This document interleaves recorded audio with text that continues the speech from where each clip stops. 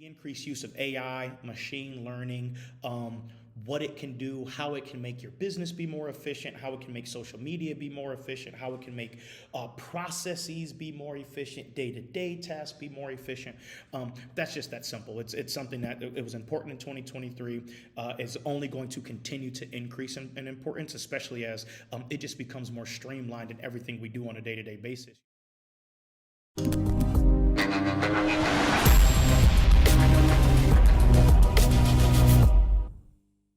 Welcome, everybody, to the Seriously Social podcast. I believe this is episode 20. So it's actually the 10th one in Lorenzo and I being the host, and 20 as an overall series. So big accomplishment for us. And what better way to kick off 2024 than to rock right into it with a fresh episode of what's happening in the world of social media. Just a friendly reminder again for everybody. We've got Lorenzo Johnson, Coach Arcadia here, partners at Socially In. And today we do have a jam-packed episode. Really wanted to talk about three big points, and kind of also a little bit transitioning and segueing from the last conversation we had with Andrew. We got a lot more guests planned for this year, but in this episode, we wanted to just take it back for a second, talk about all of the different things that we learned in 2023, some of the insights of what we're seeing in 2024, and that's ultimately where we're going to get things kicked off. And so, Lorenzo, let's go ahead and get started into this episode.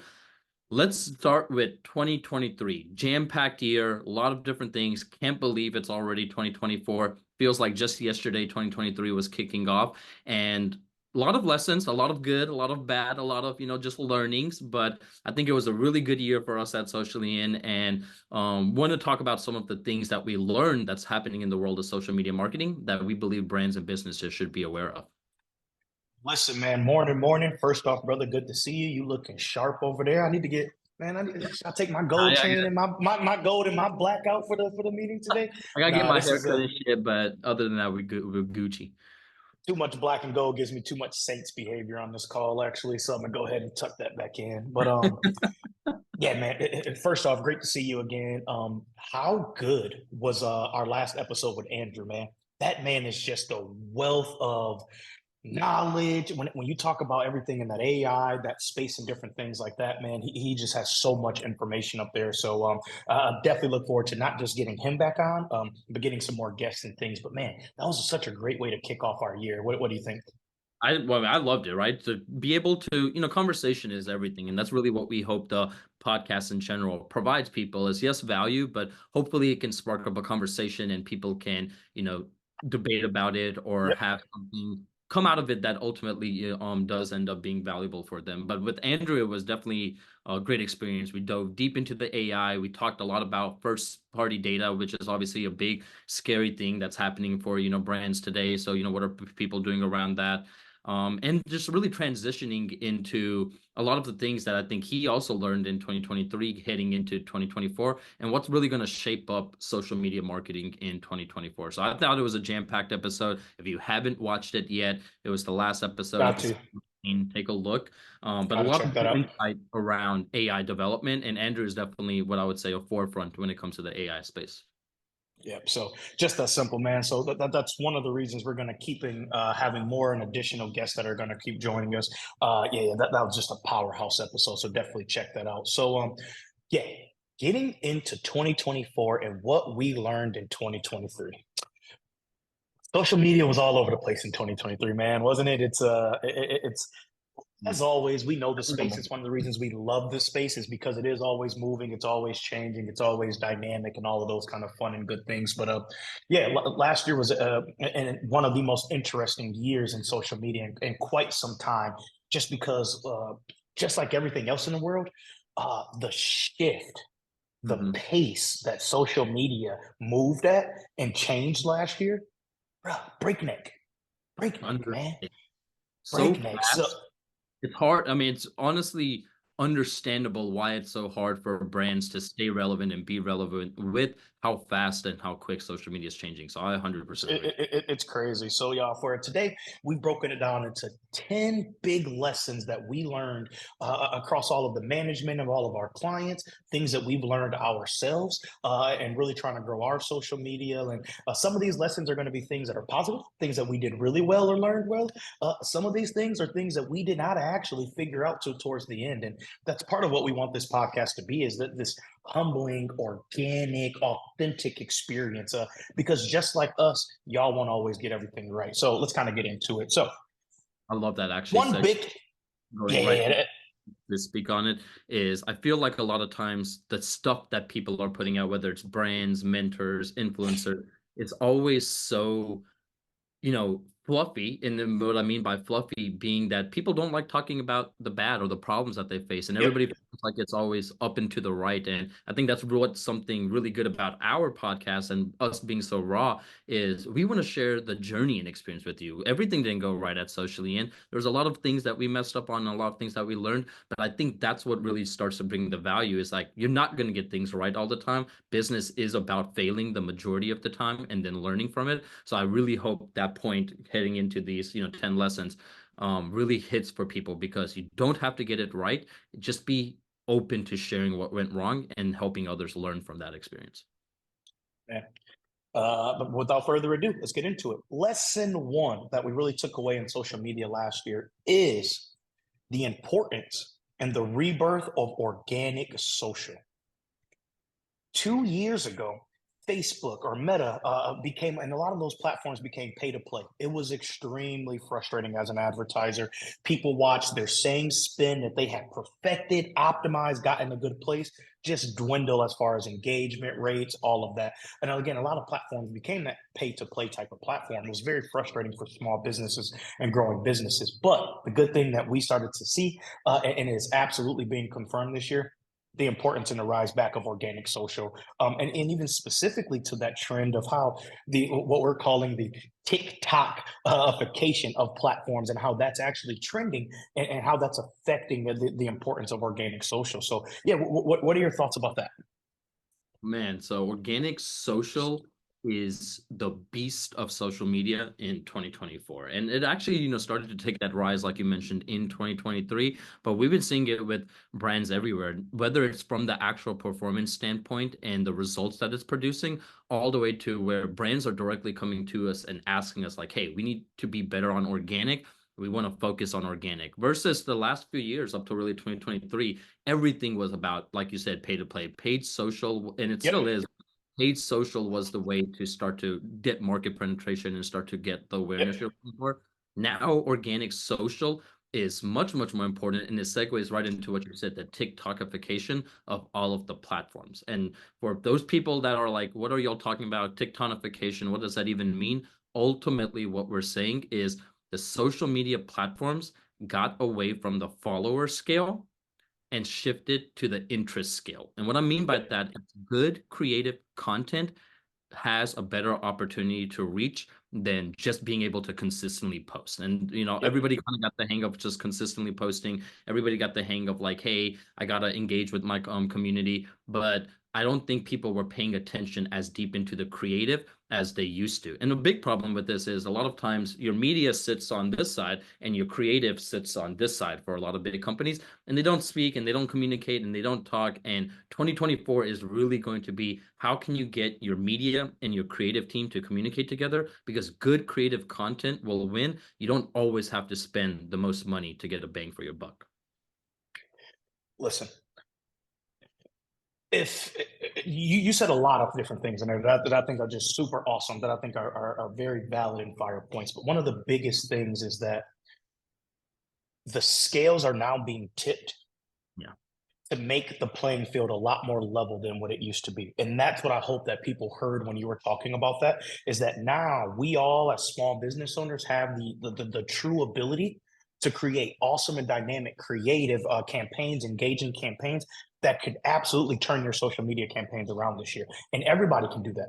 Again, there's not a dollar amount that's a necessity to it. It's just the creative energy and juices that you and your team are going to be putting around as you start to manage your social media this year. And that's one of the things I think that's the most exciting thing. Everyone's going to have that opportunity. I agree. It's become a It's just commodity. that it's just AI that did a simple. bunch, and now the social platforms have followed suit as well. And think Yep. what used to be a skill set and expertise is now a commodity, and you're going to have to increase. And this is actually an interesting topic. We can get into it later, but I like to call it the graduation of social media. Um, Mm, Ultimately, just like when you go to college, right, and you start off as a freshman and you have your biology 101, and by the time you're a senior, you're in biology 505. Well, right. social media marketing is in stage 505. It's not 101 no more. It's not 202. It's not 303. To be a good social media marketer, you gotta understand a lot more stuff than that what people are accustomed to. And I think that's what we want to kind of uncover a little bit in this episode. But it's not as easy as it used to be, and nor should it be, because it brings tremendous value. But let's try to help people understand how to properly utilize social with some of these trends that we're talking about from last year, and then what we're seeing in 2024. But it's harder, and I think it's just a graduation, just like sports. You become a college sport, and then you go to the NFL or you go to a professional league, and shit is just harder. Simple as that. Great points, man. Very valid. And that actually leads into our second big trend, or I'm sorry, the second lesson that we essentially learned from 2023. And again, platforms like TikTok have really taught us this. And so I think, again, that TikTokification of platforms really kind of leans into this post or into this point right here. And it's the rise of short form video content. You know, I remember listening actually to a talk that Gary Vee did that I sent you at the beginning of last year that actually told people that if they wanted to start to do anything on any social media, doing reels on Meta was one of the best things organically that they can start to do. And I remember sending that to you and talking about it. And we didn't necessarily step into that like we should have in some things. And what did we absolutely see? Exactly what we said in that second lesson is that the rise of short form videos on those on platforms like that. It changed the game for your engagement this year, man. 100%. More conversion than ever, if you really think about it. People spent the most amount of money shopping on social media than they have ever done in the history of the world, right? So, yes, And we Facebook. will talk about that, y'all. We got some interesting stuff specifically on that. Reels dominated. I mean, all short form content dominated, right? We even saw the glorification of YouTube Shorts, right? Like, and it's still a beast, and we're gonna get into that also. But everywhere short form is thriving, and remember, it goes back to human nature of we just have a short attention span, probably the shortest that it's ever been. And I think people are a lot more open and prone to engaging with short form content that's quick to the point, that's witty, that brings entertainment and value, Yep. than people have been in the past. Now I do have a point to that as we get into our Okay. 2021 trend, because I believe a little bit of a shift may be happening in 2024. We'll see. But All yeah, right. last 3 years, so short form content has been king. I don't see that dwindling down any in 2024. I just think there's going to be other opportunities outside of short form content that will also be able to, bring value and resonate with people. But short form content is still where it's at. If you can do video 9:16 on all the relevant platforms, Snapchat, TikTok, Instagram Reels, Facebook Reels, YouTube Shorts, that is a winning strategy, even at minimum, Yes. if not strategically approaching it. So I agree 100%. Short form content, it's only going to get better and better. And we'll get into this also, but why influencers and creators are still the hype of the hype when it comes to what's happening in social media. Yeah, and then I'm going to drop some statistics and some numbers when we get into that section next year, which we're going to get right into. That just validates exactly what we're talking about and the importance of everything that we're speaking on. So, the third thing that again we're talking about the rise of organic social, the TikTokification of platforms. The third biggest lesson in social media for us is the increased focus on authenticity. Yep. Everyone knows it. Everyone says it. Yep. But it kind of became one of those almost words that when people say it, it almost started to turn you off. You know, as soon as people start telling me that I'm authentic and everything like that, I immediately start to think you're probably not. The first thing I think it's one of those words that just doesn't feel like it used to feel and things like that. However, what we see is that focused on true authenticity is absolutely one of the biggest lessons and one of the biggest things that you have to have going into 2024. 100%. This is actually one of the trends that I actually researched about in 2024. Hmm. That I believe it's only going to become harder to be more authentic, and we'll get into that as well. But yeah, I think the reason why was because with the rise of AI, ultimately, it just became Yep. easier. Like I said, it's a commodity now to put stuff out, and how much people feel that it's authentic or how real it is. I think the perception started. Well, you said something that I think, sorry to cut you off, but you said something that I read the other day, and I think it encapsulates what you just said perfectly. I read a thing, and I don't remember where it was at, but it said the knowledge that Mhm. I've spent 20 years garnering Yep, can now be commoditized, and somebody can get that now in a couple hours. 100%. And that right there, I think it takes everything that you're saying right there. Knowledge is commoditized now. You know, 100%. we used to own that. We used to be able to say, between our experience, the effort, all of those things, you can't get that. Right. Unfortunately, that's becoming less and less and less true when it comes to AI. And now, obviously, there's some things that we can talk about. But when I heard that not too long ago, that really resonated with me and everything that you're saying. Knowledge is what's being commoditized right now, which makes it very hard to be. You navigate that authenticity. 100%. I agree. And then now the quickness of putting deep fake videos out and music being fake and copy being fake. And so it's just harder. And there are going to be things that happen in the social media landscape to help combat this, because obviously the social media platforms want authenticity also. Mm-hmm. But I think that's why it became so big. And then hence why when it became so big, it started to almost feel unreal, because it's more like, are you really just saying it just to say it? Or are Right. people really emphasizing and embracing being authentic? And it's going to become harder to do. But I think heading into 2024, it's still going to be a trend. But in 2023, it really started to rise in the sense of, I think a lot more brands were trying to encompass what that truly meant and just didn't know how to do it. So heading into 2024, I think they'll be more aware. But 2023 was the rise of the word of authenticity. And on top of that, how can social media strategies be authentic as well? Well, the last thing that I found interesting when it comes to authenticity is it's so important. It's interesting to watch how apps, social media apps, and things like that are actually validating our identities and things like this. Earlier last year, about mid last year, I was in one of the beta tested people who were asked to verify my identity on LinkedIn using Mhm. Clear. Yep. I did that too. And when that came out, I was like, "What? Clear? Like what I'm used to travel and national security and safety. Like, what does that have to do with me being Lorenzo for sure on a LinkedIn platform?" But I use that extreme as an example of the importance of authenticity when it comes to social media. I agree. People care that much about it, that's the type of investments and partnerships that are being made to validate as much as a platform can Mhm. the authenticity. It's almost like gatekeeping authenticity from a certain perspective. I agree 100%. And as you mentioned, all of the platforms followed that suit, right? Instagram, you can pay to get verified. Meta, you can get paid to verify. Twitter, you can get paid to verify. Not only that, you have to pay if you want to do any type of advertising on X.com. So it's Yep. just like all of them are starting to be like, hey, are you real? You got to have a little bit of a gated entry to actually take advantage of the benefits. And Yep. then from there, it's all about the actual distribution. So I 100% think being authentic is one thing as a human being, but now in order to even actually put things out there in the world that bring value, you have to authenticate yourself in order to even be authentic. So I think it's a definitely some people will look at it as a bottleneck, but I think it's headed in the right direction as we try to combat more and more fake news and just fake content out there in general. So it's going to be very important in 2024.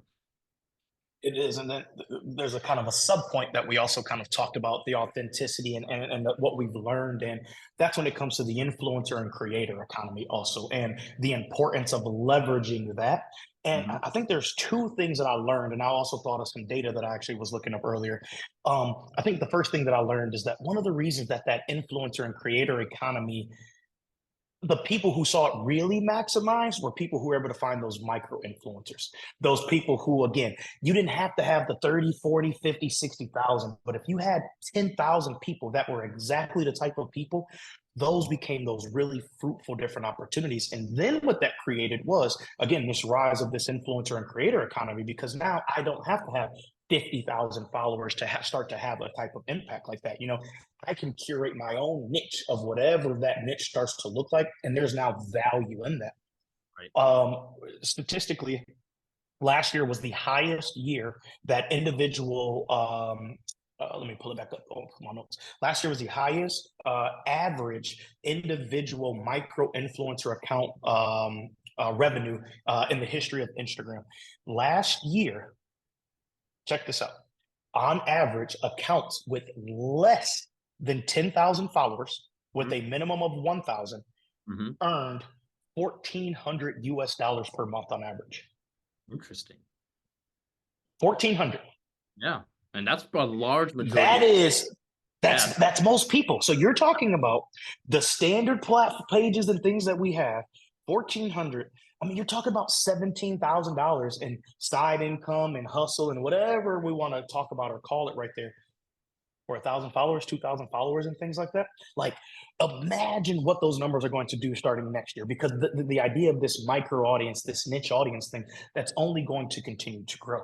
And at least in my opinion, and things like that. So when I was kind of looking up that's another reason why it's important. It's going to affect your clients, is going to affect us and our clients. And we also need to start to rethink the types of influencers and creators that we are also putting our types of partners and products in front of. 100%. And it's become, going back, I don't want to say the word commodity, because being an influencer or creator that's good at the art is different, right? Because anybody can, we all post content on social media, right? But being good at it is an art. But I am going to say that, because of going back to what we talked about in the first point, which is the TikTokification of all of the platforms, this is the biggest opportunity to leverage those influencers and creators and the micro influencers or even nano influencers, the 1,000 range, because they have penetration in their audience. And not only that, they are good at the art. They're the ones that are producing the creative that strikes with people. They're the one that understand the nuances of what's happening on the platform and what to do with it. And I think that's why they've become honestly more important than ever. And now, going back to your point, on the flip side, a positive for those creators is they're being able to afford a living. You just mentioned that stat from Instagram. Think about if this creator started to leverage Instagram, TikTok. I was just about to say that. You can literally have and support your living by being a good content creator in the different interests and hobbies that you have a passion around. And it's, like I said, it's an art. Not everybody can do that, but those that are excelling and good at it are what brands should be focusing on leveraging when it comes to their social media strategy. So yeah, I'm having a huge conversation point. And then as advertisers, those are going to be increasingly the types of brands that you want to get in, because again, I may only have 2,500 people, but if I have 2,500 people who eat my every word, who can't wait till I post a video, what's more valuable, that or 50,000 people who may or may not, who doesn't care? I'm always talking about different things and stuff. And obviously there's pros and cons. And again, we're just kind of talking in this realm. But yeah, the third lesson that we really, really picked up is the authenticity and the increased importance of authenticity and true authenticity. And again, that's going to be difficult. That's going to be something that we'll also talk about, is how do you generate and create that true authenticity in a world where, like we mentioned earlier, a lot of your knowledge is going to unfortunately be commoditized. A lot of the stuff that you used to be able to say, no, you can't go get that anywhere else, it's not going to be true anymore. I can potentially go and get that. So how do you navigate through a space where competition is just going to be super fierce next year? I agree. Which we're going to pivot a little bit off of organic social and TikTokification into something that we've seen it. We've been really pushing this with our clients. So this is something that we've done very positively. And we've seen some clients get some really great results and growth for this, especially for smaller dollar amounts. But in 2024, this is going to skyrocket. And that is the integration of e-commerce into social media platforms. Just that simple. One of the things we've always known about social media is that their goal is always to keep you on platform. They never want you to go off platform. They never want you to click off things and go off the sites. If you can avoid it, do everything in platform. We know that. E-commerce was one of those one little caveats where you almost had to always go, unless there were things like Instagram shop where you had to have over 10,000 followers and different caveats. But now we're seeing smaller businesses are going to be able to take advantage of all of these integrations. And people are going to be able to see a product, purchase a product, and keep on going directly from a post. It's so seamless now. E-commerce integration and social media platforms. Thoughts on that as far as what we've learned last year and how that's really going to impact in 2024? Yeah, well, it goes back to that point I made a little bit ago, which is the most amount of things were bought on social media last year than ever, and it will only be more in 2024. And yes, you're right. It does. The platforms will reward that because, like you said, they want people to have retention and stay on the platforms. But I think it's also the customer experience. It's so easy now. I mean, we've seen it with the TikTok shop, right? You get the right creators in place, you get people to put content behind a product, and the next thing you know, the products are sold out, right? Ocean spray is a good example, but the guy who was on TikTok, right, drinking the ocean spray on the skateboard, it was sold out in stores for the longest. Stanley Cup found a person whose car caught on fire. There you go. And what did the company do? Great tactic of surprise and delight, by the way, which is another important point to social. And we may talk about that in another episode. But that literally boomed. How much was it? I think we were talking about yesterday. It was like 800 million or something, where they were able from 75 million to 750 million from once they productized it and expanded their lines and everything like that. Now think about 750 in 2023. X. And now think about people being able to simply buy, they're scrolling, their favorite creators using it, they tap on it, boom, everything's plugged in, you got Apple Pay, it's so seamless. At the click of a button, you've now bought these things. And I think it's all going to come down to the experiences brands are showcasing with their products more than product promotion. I actually have a stat about this too that we can get into when we talk about the trends heading into next year. Okay. But ultimately, people are, it's almost controversial in the sense of brands are looking for social ROI, but consumers hate when brands promote and are salesy on social media. Yet everyone is harping about ROI, ROI, ROI, and people are misunderstanding that the ROI comes in that brand play, and it's not always easy to see right from the beginning. But those are two great examples of exactly what happened. I mean, Barbie's another great case, right?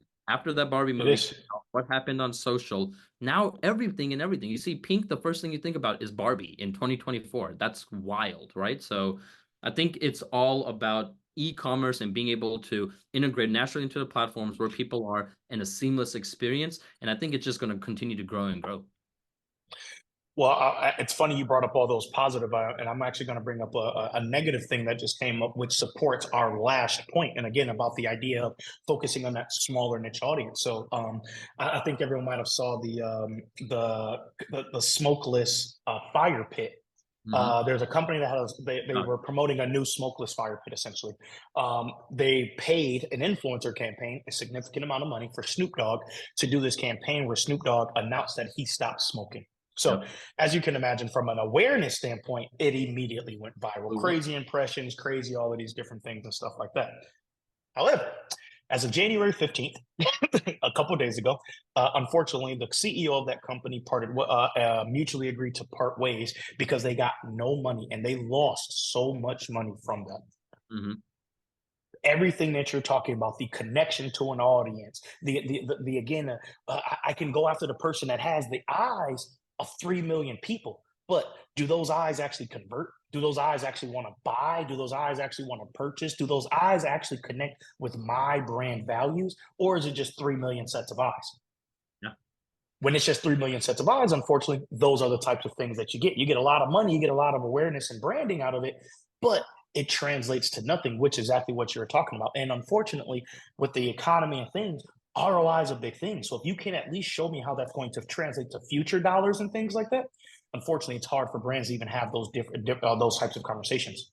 100%. And that goes back to the point that I was just making. Did that campaign feel more like an actual authentic approach by the company of like, hey, we have this product and it's great, or hey, we got Snoop Dogg and we're trying to sell you these smokeless pits, right? So going back to what people can see right through it, they may have loved the hype and the headlines and all of the news around it. It's free to talk about everything, right? But in order to actually translate to an ROI, you have to be authentic. You have to be real. You have to leverage the micro influencers that are going to positively not only promote your product, but believe in it in order to see the sales that you're ultimately looking for and the ROI that you want.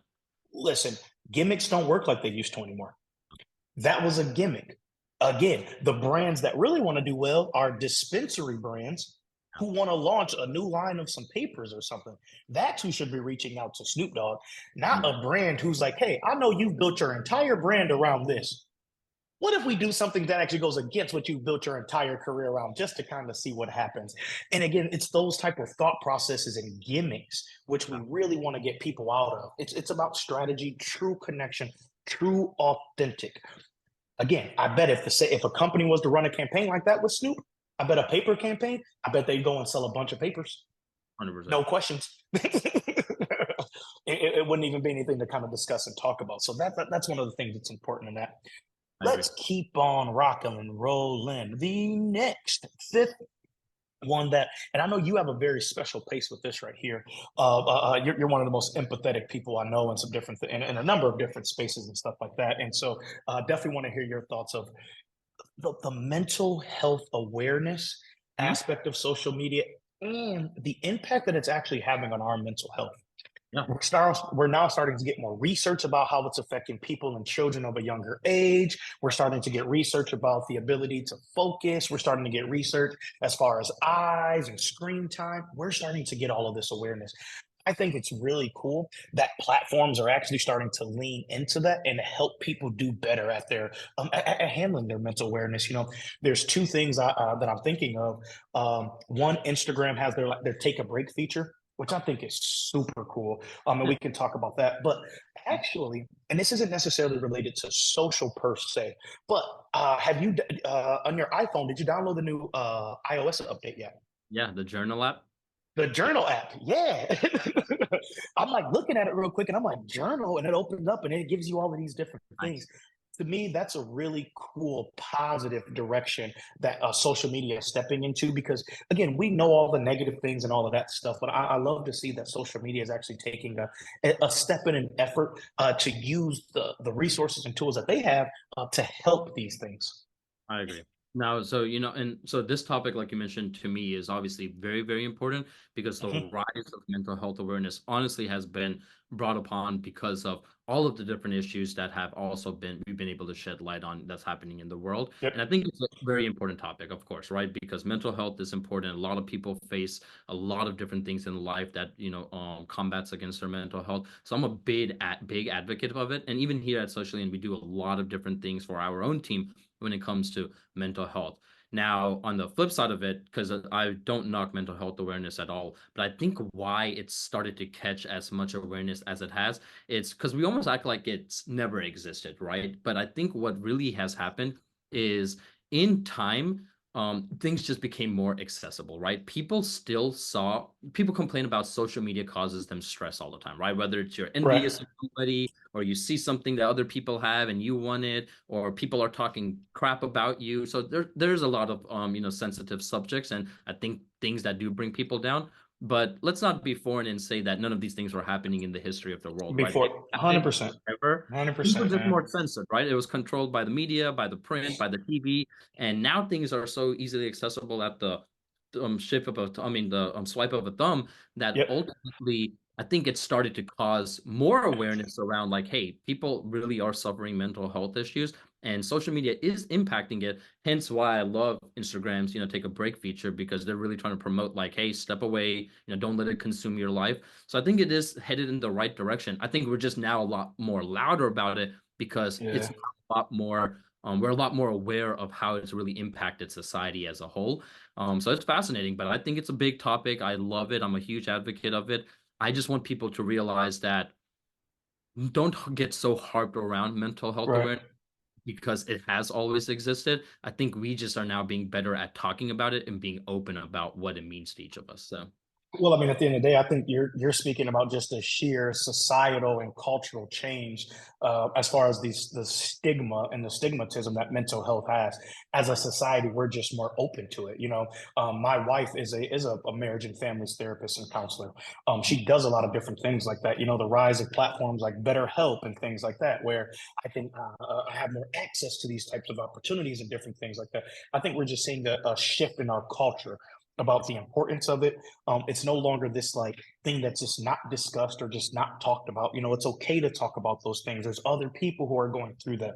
And so I think that's also something that we're going to continue to see is tools like social media and things like that, figuring out how can they kind of help that as opposed to always being the previous conversation of it. It's always a negative impact in your mental health. There's no positive ramifications of engaging in social media on your mental health. And so I look forward to seeing what they're going to do to continue to do that.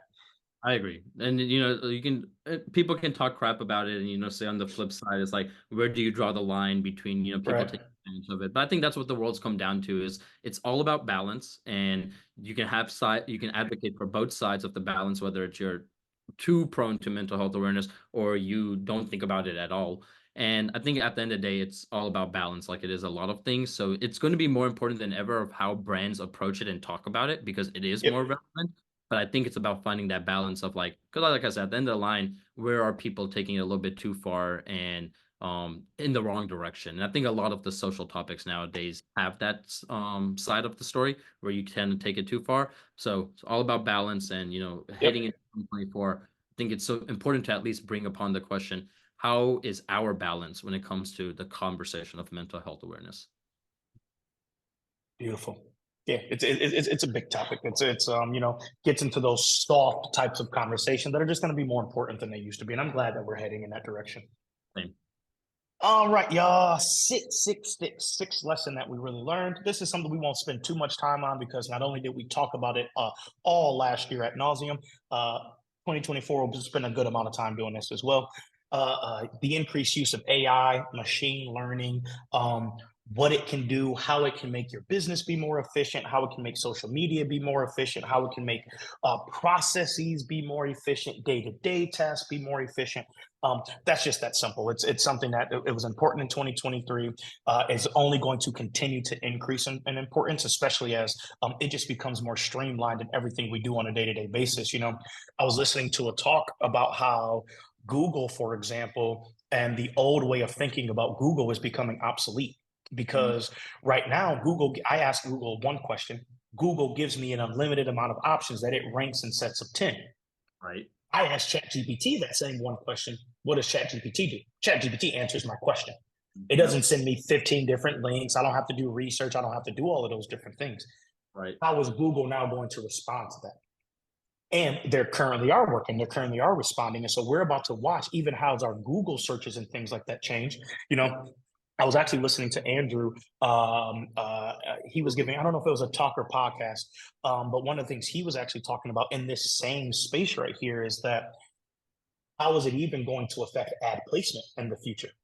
So Right. before we used to only pay, 0 cents to $10 or so that we can be, in those top 3 positions. Maybe we'll be at the bottom 3, yada, yada, yada. But, we weren't paying a bunch of money. Right. With this new rise of it, if I ask who is the best social media agency, even if it gives me a set list and different things like that, as opposed to kind of giving me those options, how valuable is it going to be as an advertiser to make sure you come up in that answer right there? When you ask ChatGPT, who's the best this? Where do I go for this? And how do you get to be that one? Now imagine the dollar amount and how that's going to revolutionize advertising when it's only one spot to be in. Yeah. When you don't get to be in a whole different spot. It's only, I type it into Google's going to tell me in Atlanta, Georgia, this is the best person that you should go to. Imagine when you can start to own that type of space. And that's what I'm very excited of, the next evolution of AI and machine learning. I mean, you hit on something insane, right? And not even that. A lot of people talk about ad waste or just paid social waste, and AI is going to be also, think about that first, what you said, which is first, how is AI going to be the power behind or the amplifier behind what is being searched and who's being recommended, one, but then even two, how now when you start to think about advertising and being in that top one spot or being the top recommendation, how much waste is going to be eliminated because you're not second guessing anymore. It's a lot more direct. AI is going to 100%. be able to start to optimize for what is working best, what's not. And then more than that, you can now start to interpret and analyze that data, yes, yourself, but guess what? AI can even do that for you, right? So it's like It's all gonna in be all, crazy. yeah, it's wild. And I mean, the shape AI was the big topic for 2023. I know we kind of saved it for number 6 down here in our list, but in 2023, it was the revolution of AI and how that was shaping everything that was happening in the world. But it's not going to slow down any. There's a lot more. I mean, Nope. OpenAI is talking about they just started to integrate with universities and how they're going to start using AI in all of the different schooling systems. Obviously, jobs and different industries have started to adapt it. Healthcare space, for example. So it's only going to continue to look a lot more differently. And then, we are going to talk about this also, but with the release of the GPT store and all of the different things that are being put out on there, I mean, I would not be surprised if we have an episode about AI, or at least a small segment about AI, and maybe most of the episodes that we shoot this year, right? So it's going to continue to 100%. rise. Yeah, it was the biggest thing last year. It's only getting better and better and more intuitive. And all we can do is continue to advocate for understand how it's going to work for you or how you can leverage it because it is a force of nature that's going to continue to grow. Well, in full transparency, everyone, as an organization, we've decided that we're not fighting this AI trend. We're figuring out how we can incorporate it and make our business run and be more efficient. It's just that simple. So that's one of the reasons you're going to hear us talking through it in different segments and things, is because it is going to be a piece of how we run and do our business, because it does make things be more efficient. And we are going to continue to explore how to do that. And I strongly encourage everyone here to be thinking and considering the same for their organization. It's not about adopting everything, but it's absolutely also not about being pushing back and saying that, well, we're just not going to touch that. That's how you step forward 10 years later and you're like, oh my goodness, now I'm actually 20 years behind. Yeah, 100%. Just that simple, because like we've been talking about, time is moving much quicker than it used to be. So yeah, so that's what we've chosen to do is we're going to be an early adopter for this and figure out how we can leverage it and how we can use it. Which actually translates one of the comments that you made about how OpenAI's desire to work more with universities and different things, which gets into our seventh thing that we've really seen. Even us as an organization, we've started to establish some partnerships with like TikTok, for example, and different things, but it's going to be in the use of AR and VR filters. So augmented reality and virtual reality filters and different things like that. Our creative director actually is working on with TikTok, and we've made some filters that actually have over 1 million usages and different things like that. So that's something we're really excited. But the thought process is two things. Number one, with AI and with a lot of the things we're talking about, you're going to be able to do a lot more cool hands-on things like that. I'll never forget. Do you remember like 4 years ago when Decentraland was first starting to come, not first starting to come out, but when we literally were going to plot and build a socially in office. And then we were like, imagine if you could come in and we had an office and you could throw on your headset and boom, we got a little couch set there and we can all sit there and talk and all of those different things. Our idea and what we were thinking 4 years ago, that's what's on the horizon, and that's what's about to start happening now. So I can't wait to see what this is going to do. You talk about truly being next level engaging. These are the things that are absolutely going to separate you from the brand. Imagine getting that AR filter ad when you're going through and you can see something like that and you get told, hey, scan this over and watch how this experience changes. You don't think things like that are going to separate you from the brand? You don't think things like that are going to separate you from all of the noise about NFL playoff football on my feed right now? And going back to what we've even harped on this episode is experiences. AR and VR allow for unique experiences that before just were not possible, right? So I think that's the biggest shift. And yes, we started to see a lot more of it in 2023. You touched on it, right? TikTok effects, all of the different AR capabilities on Snapchat and Instagram, effects as well. On top of that, all of the biggest companies are working on their headsets, right? The Apple Vision Pro is getting released soon. Meta came out with their new updated version of the Oculus towards the end of last year. So everything is starting to become all about the experience of how things are engaged with, not Yep. necessarily what people are seeing at face value. So I think AR is going to continue to grow. And I think the one big shift is, even though all these big companies are going to continue to focus on, their headsets and getting to that place of where the virtual reality almost seems real, like reality, right? But Yep. I love what the social platforms and what the phone has started to allow you to do as well, because that's an easier grasp for consumers rather than lugging themselves around wearing a headset all day, right? But it will eventually come down to that. But AR content in 2024 will still continue to rapidly grow, just as more and more capabilities come about using your phone and being able to interact with these unique experiences. So I think it's a massive, massive opportunity That's if gonna you be take great. advantage of it. Yeah.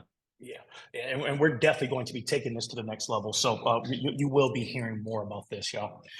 All right, last three things that we've really learned in 2023 from social media management, partnership, and all of that kind of good stuff. The growth of niche platforms. Yeah. Yes, Facebook or Meta, IG, TikTok, they're not going to go anywhere. Different things. They're going to segment in different things, but they're going to exist. But like we started talking about in the beginning, the idea of building micro communities is becoming so important. Because of that, the idea of niche type of social media platforms is also going to rise. Now, we already have a lot of them in a different things. So you have some that are broken down for like political reasons. So I'm thinking that you have a few what are considered conservative or far right social media platforms and different things like that. But then you also have things that are like feature specific.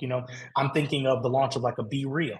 Mhm. I'm thinking of different things like that where a feature has went very viral or very prominent on an existing platform, and then a business says, "Okay, let's prop up a social media app that only does that and executes that at a high level, new creative, new features, and things like that." Right. Because of everything that we've already talked about, the rise of authenticity, the ability to create this authentic, organic experience, niche understanding your community, I think we're only actually going to see more micro platforms, social platforms. I don't know what the next TikTok, Meta, Instagram is going to be. I mean, full transparency, with the way that our world is being more and more segmented, I don't know if there will exist another new giant that'll just become this thing where everybody from your grandmother to my grandmother to our 8-year-old, 9-year-old niece and things like that are going to be on it. I'm not sure if they'll have that. I do think we will just have more options for social media, though. Right. So you'll still have your ones that everyone's on, but if I want to be, and I'm just throwing things out there, a sports specific social media or whatever the interest or whatever that's going to be, I think Mhm. that's what we're going to start to see the rise of. I don't think we're going to get a platform again where it's just like, this is a place for everyone to be at type of situation. Yeah. And if this one does somehow miraculously, like TikTok start to set itself apart, there'll be unicorns, right? They're almost impossible to predict. I mean, Snapchat, Be Real, all of these new players had their moments, Mm-hmm. but ultimately, what ends up happening is Threads, right? Even another good one. Even with the force of Instagram behind it, still it's hard for things to grasp. So having that Yep. big massive platform is just going to become a lot harder and harder to accomplish. Yeah, will there maybe be some random outlier that does do it? The innovation is always great, so I can't tell. But yes, you're right. There will be a lot more niche communities also, and maybe some of the existing platforms start to shift to allow for more niche conversations more directly on Mm-hmm. the platforms where they already Mm-hmm. have massive followings. But I think when I think of the growth of niche platforms, the main reason I think about this is what's going to be a big topic in 2024 is segmentation, right? Yep. All of these platforms to an extent have your audience on there, right? There are hundreds of millions, if not billions of users on these. So to almost say like, hey, my audience doesn't exist here is almost a naive thing to say in most situations. Right. Now, They how actually relevant are. they They're out are, there. yeah, how relevant they are, what kind of mindset or psychology are they in, all of those do play a nuance. So we're not naive to that either. But just to say like, hey, my audience is not here, that's not a fair statement to make. 100%. Understanding that though, the reason segmentation is going to become more and more important is one, because of these niche platforms growing, but then two, it's going to be the most impactful way to actually present, whether it's a service or product, whatever it may be that you're offering, that actually sticks and resonates with your end user. And I was reading a funny stat this morning actually, because it was like Gen Zers, almost like 80 something percent of them are on social media platforms. But then you start to break it down into the demographics of female and male. and I think it was like 70 something percent of female on a daily average use Instagram, TikTok, and like YouTube Right. versus male heavy dominated platforms at that same age range were Yeah. more Twitch and Discord.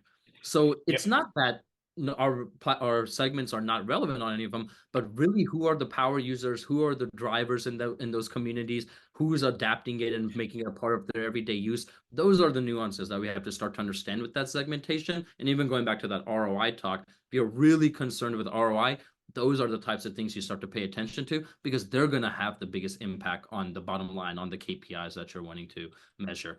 So niche platforms are going to grow. They're going to be more micro communities, how people are adapting to them. It's going to be a lot harder to pick and choose their social platforms for sure. But I think if you truly understand where your audience is and how to communicate with them and take advantage of these niche platforms, you will see that advantage. And I'm not just thinking about like Twitch and Discord. I even think about 100%. players like Reddit and the categories that it has, Yep. or and so there's going to be a lot of other micro platforms just like that I believe are going to start to rise. Saving it for a future conversation. Definitely want to hear your thoughts and talk about how a large platform can also start to get into segmentation, and then what is the potential causes of that.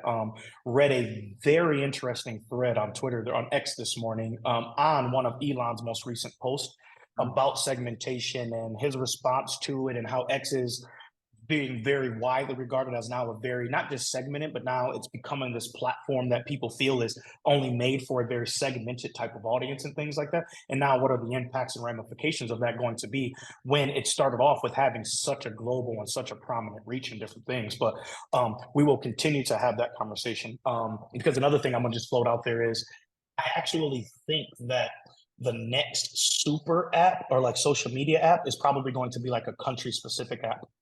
Interesting. So I think it's what's going to happen is it's going to require a country to it to be, that's the standard thing that they're using. And then you'll start to see a little bit more integration as people travel, as people this, and this, and then it becomes, but I think it's going to follow similar to how TikTok, to where it's going to only exist in a certain place. And then it's going to be the dominant thing that happens there. And that'll slowly trickle it into that. But that is for future conversations. Yep. Last two things. These last two things kind of actually go together. So we'll kind of actually get to wrap up before we kind of do our speed round. But the last thing that we saw in 2023, the big lesson that we learned is around regulatory changes, how these things and platforms are being scrutinized. And then almost as a default of that, we had it as a second point, but they do go hand in hand. This conversation about privacy and data security. It's actually interesting. I was literally just telling my wife, did you notice in the new update, if you actually go into a contact card and go like under info, you can actually do end-to-end encrypting in your text messages now? Did not know that. That's interesting. Now, one thing I found interesting is that it is not automatically enabled. You do have to actually turn it on. So I was looking for an image with me and my wife, and I was looking for a picture that I need to send. So I was like, oh, let me just go through, info and all of that stuff. Right there at the very bottom, it's in a little beta test. Would you like to turn on end-to-end encryption for this messages and things like that? So those are the last two things. Is yes, 100%. People are questioning everything about these platforms, everything from the efficacy of them, the legitimacy of them, if people are real on them, the negative impacts they're having on individuals, society, all of those different things. And then creating the conversation of, at what point is it the responsibility of the government to step in? At what point is it the social responsibility of the institution itself? And then full transparency, at what point is it just on individual responsibility and accountability for individuals and parents and different things like that? And obviously that's a lot of a convoluted thing, but those are the last two things. And they're not going to go anywhere. So yeah, so thoughts on how these platforms are being scrutinized and things like that, and how that's also really translating to our privacy and data. And I definitely, after you hear your thoughts, I have one thing that I really want to get on the data and security too. And I mean, this is the best segue into, really those last 2 points. Because yes, we saw the rise in really these two topics in 2023, people being a lot more vocal and loud about them. In 2024, that's not going to get any quieter. I still think that continues. But the real big thing about, the scrutiny on the social platforms is, yes, it exists. Going back to Lorenzo's point, is all of those things are real and it is convoluted. But I think what's really important about the scrutiny is, you mentioned the governments, you mentioned the institution, you mentioned the individual accountability, and I want to focus on that individual accountability, please. Because yes, the governments are held liable. Yes, the institutions need to be held liable. And at the end of the day, whether you control those two aspects or not, there is one that you do control, and it's your individual liability. And I think the biggest problem when it comes to the scrutiny and a lot of the issues facing around social platforms is how, and I don't want to say parents, because it's not just parents, but how maybe the older generations are demonizing what social started to do to people. Yes, you're right. The mental health awareness issue. Yes, the fake content or fake news issue. Yes, the authenticity of people issue. No, none of us are, naive to that. Right. What I think is the problem is the controversy of how we approach these conversations. And what I mean by that is everyone complains about social media, or everyone complains about my kids too much on screen time. Yet the second that they annoy you, or the second that you need 5 minutes of peace, what do? You throw a damn phone or a tablet in their face. Same with the young generation. You literally caused the problem that we're complaining about, because when you needed some time to sip on your wine, the damn phone and tablet in their face. And now you're worried about all the negative impacts behind the platforms, the fake news. And I'm like, yes, that's all real. But where did you forget your own life? 100%. I mean, you said two things, and this is my 2-second dissertation on society. But you said two things that I think are interesting, and the first one is, unfortunately, there's always going to be the older generation who bitches at the younger generation, Kosho. And unfortunately, you and I, over the next 20 years, someone will be talking about you and I just like this. And that's just simple. That just is what that is. That's always going to be like that. But, you did mention something about the accountability, which is something that I do have a big frustration with in a lot of different things in today's society, in my opinion. I don't think there's a ton of accountability. I think there's a lot of people who prefer to be victims, and I think a lot of people who are comfortable in what I like to call a victim mentality. And so when it comes to accountability, especially on things like social and things like that, I do think that we need to kind of step up and do that. But one thing that I've learned about social is that, so for whatever reason, people are extremely irrational on social media, Coach. All the time. There's so many times where I'll give you two examples of just completely irrational. And I'm like, if you take this off of social media, you never would have done this. So literally will never forget. One day I was online looking at something. I saw my mom arguing with some random people in a random news thread one time. As soon as I saw the title of the article, I was going to send it to my family because I was like, oh, this sounds like something. I was like, my mom would definitely be interested in this. I just happened to click on the article. One of the first comments I see is my mom. Went back and forth, back and forth, back and forth. I screenshot. I'm like, what are you doing? She's like, these people are crazy. And I said, pause. I love you. Who's crazy? The random people trolling you online, or you responding and super upset with people that you will never meet in your life? You don't know who these people are. Half these people are probably fake accounts and trolling, and you are legitimately upset. Like I can hear her typing these messages out, and I'm just sitting there cracking up. Like, Mom, what are you talking about? These people. I'm like, no, Mom, you're crazy for going back and forth with some people on the internet under a random post on the news. But another thing that I've always found just about the irrationality of, I always find it interesting when people will comment under like a celebrity's post how much they hate them or something like that. Yeah. And I'm like, do you just not understand how social media works? You hate them so much, you want to help them get paid by engaging on their post and sharing their post. Like when people share a post and then I'm like, I can't stand them. And so you shared it to help them get more awareness and to help them make money.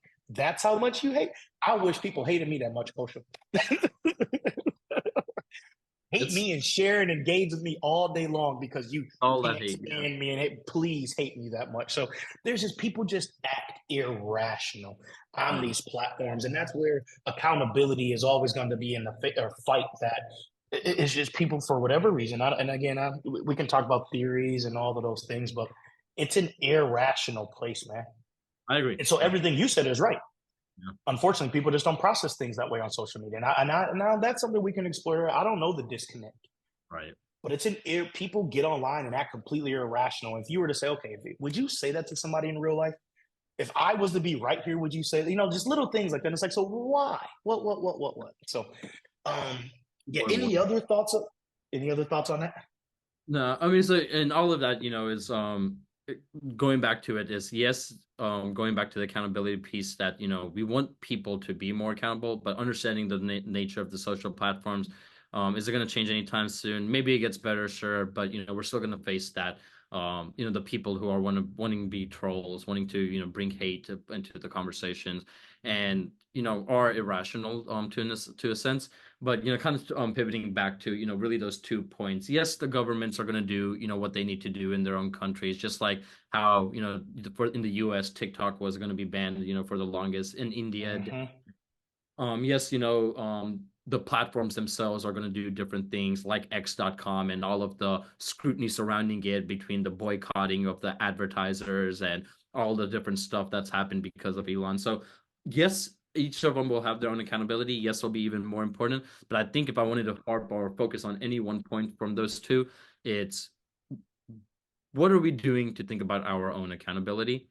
And I think that's where we focus in 2024 before we even think about what the platforms and the governments are doing. And heading into that privacy piece, obviously that one's huge because everybody is, wanting to protect their data. It's an important point. I get it. What's going to ultimately happen, I'm sure a lot of people have also seen this, is, in the summer when Google starts to release its first party data updates, all of the third-party data tracking is going to go away. And so privacy is becoming more important, not just by individuals, but the platforms are enforcing it also. Like you mentioned, the end-to-end encryption and the iMessages. All of the big players out there are understanding how important it is, and they're doing things to kind of fight in our favor for it. What I would say about that is it's going to become harder for brands and marketers, yes, but this is a way to start to think about those authentic experiences and going back full circle all the way to point number one, organic social media. Yeah. Privacy is more important than ever. Security is more important than ever. How do you combat these things? Pay to play will still always be relevant because there will be people there. But Yep. how are you being an authentic, mental health aware or driven, real social marketer or even a marketer in general in 2024? Those are the things that are going to help shape your brand into what I believe is going to be the next generation of relevant brands heading into 2024. So Listen, man, I only want to add one little thing in there because I think it's something that we're going to continue to talk about, especially as we learn more and follow more. And that because you said everything that I can't even add anything to that. But the importance of first party data and having a plan to collect that first party data is something we are going to be talking to everyone about. It's something that could be, yes, affected on your website, but there's also some things in social that can be done tactfully. What Koshal mentioned coming this upcoming, man, we're in 2024, and this upcoming summer is going to be crucial. It is going to be important for people and advertisers to figure out how to collect as much first party data as possible. But that is something that we will continue to talk about, but definitely want to get that in you guys' ears right now. 100%. It's going to be a huge topic. Right. As we get closer to the summer, we'll have more updates about it, but we'll give you some strategic insights on how to start to prepare for it. Yep. We are going to wrap up now with 5 quick trends in 2024 that we are going to be talking about in our upcoming podcast, give you an idea of some of the things that are going to be on the docket. They are going to be AI's impact on authenticity and really taking a deep dive into that. Organizations and how they're really fearing ROI on social platforms. You guys, if you're a marketer or an advertiser, I'm sure you're tired of hearing your clients as of late talk about everything has to have an ROI. What happened to the importance of building a brand and moving people through the funnel? It's been a frustrating type of conversation. So we're going to talk through what we're seeing in that space, how we're handling that conversation, what our what our clients are telling us that they're looking for. And then last thing on that is there's a disconnect around that conversation. And that's what we really want to start to teach you all is what advertisers are potentially thinking. And then how do you help educate them? How do you really help connect those dots? How do you help really fill in those gaps? And then you want to wrap up for the final 2 trends that we'll be getting into? Yeah, so we want to bring you all much more insight around all of these topics, start to dive deeper into, we're telling you about them now, but ultimately, what do we see happening in 2024 around these different topics? The two also, and this one goes back to something I mentioned when we were talking about short form content, heading into 2024. I do think it is the rise of long form content also. I know it's Yep. been YouTube for the longest time was really where that long form lived, but I think the social networks are starting to adapt to longer form content. I mean, TikTok for now is embracing 3 to 5 minute videos. So it's like, I think there is a space for it. Is it going to be applicable to everybody? No, our attention spans are still short, but there is a room where long form content is starting to be impactful. It resonates, it brings value to people. And I think we Yes, start to sir. see more opportunities in long form content. And lastly, gated content. This one is super important, even going back to monetizing for individuals. Yes, you can monetize on the social platforms, but what I think is really going to start to separate businesses and brands are those that try to think about the different levels of advocacy in their consumer base.